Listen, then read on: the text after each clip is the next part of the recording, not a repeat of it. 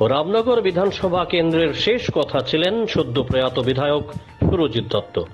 তিনি এখন অতীত।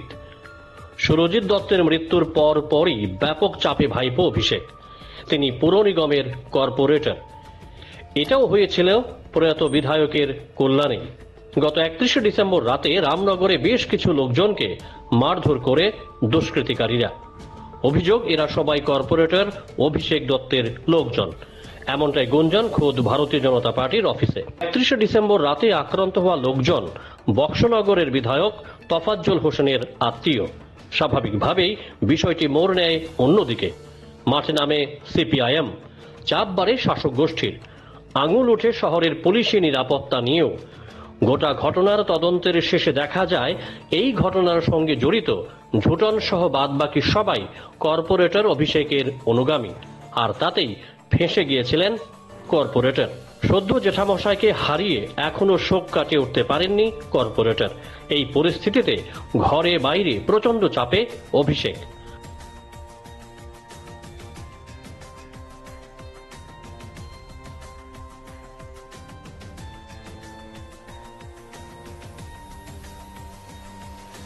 প্রদেশ বিজেপি নেতৃত্ব কর্পোরেটর অভিষেককে স্পষ্ট বার্তা দিয়েছেন যে কোনো মূল্যে ঘটনা মিটমাট করতে, অন্যথায় তাকেও পড়তে হবে শাস্তির কাঠগড়ায়। কারণ সোনু দত্তের মৃত্যুর সঙ্গে সঙ্গেই রামনগরে এই ঘটনায় আঙুল উঠেছে বিজেপির দিকেও। এটা মানতে রাজি নয় নেতৃত্ব, বরং অভিষেকের লোকজন বিজেপিকে কালিমালিপ্ত করেছে। তাই অভিষেক দত্তকে দলের পক্ষ থেকে হুঁশিয়ারি দেওয়া হয়েছে। অনুগামীদের কন্ট্রোল করতে না পারলে বিপদ বাড়বে অভিষেকেরই। অন্যদিকে রামনগরের বিজেপি নেতৃত্বের বক্তব্য, সোনুর মৃত্যুর পর অভিষেক নিজেকে বাহুবলী হিসেবেই তুলে ধরতে চাইছেন।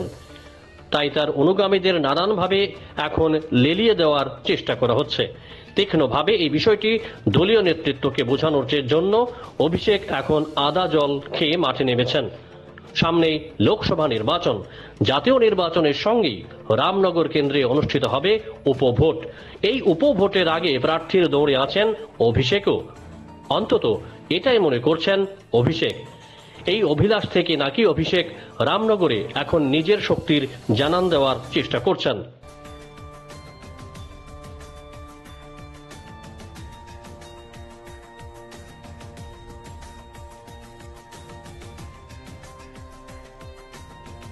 Bureau Report, Jam 24 News।